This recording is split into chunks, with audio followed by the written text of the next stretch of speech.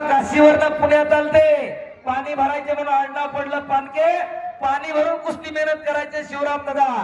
कुस्तीतनं निवृत्ती घेतली आणि राष्ट्रीय सरदारांना विनंती केली मला पुण्यात तालीम बांधून द्या पैलवान घडवण्यासाठी. आणि राष्ट्रीय सरदारांनी गणेश चौकामध्ये तालीम बांधून दिली. शिवरामभाई वस्तादांना ही तालीम गुरुवारे शिवराम दादा तालीम म्हणून प्रसिद्ध झाली आणि त्या तालमीचा गट म्हणून शिवरामवाले म्हणून असा पुण्यातला प्रसिद्ध झाला तो शिवरामवाले गट. दुसरा गट होता चंदबाई वाले. चंदबाई स्वतः चांगले पैलवान होते. हमजे खान नावाचा पैलवान अफगाणिस्तानामधून भारतात आला आणि पुण्यातल्या पेशवाईचा नावलौकिक ऐकून पुण्यात आला. हमजे खान पुण्यात आला त्यावेळेस सातारा सांगली कोल्हापूर भागात त्यांना पुण्याच्या पेशवाईचा नावलौकिक वाढवला.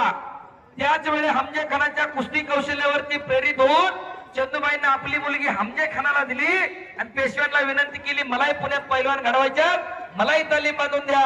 त्याच तालमी गणेश चौकामध्ये शिवरामदादा तालमीला शेजारी घेऊन चंदूबाईंना तालीम बांधून दिली. ती तालीम गुरुवारे शिवरामदादा चंदूबाई तालीम प्रसिद्ध झाली. तो गट चंदूबाई वाले म्हणून प्रसिद्ध झाला.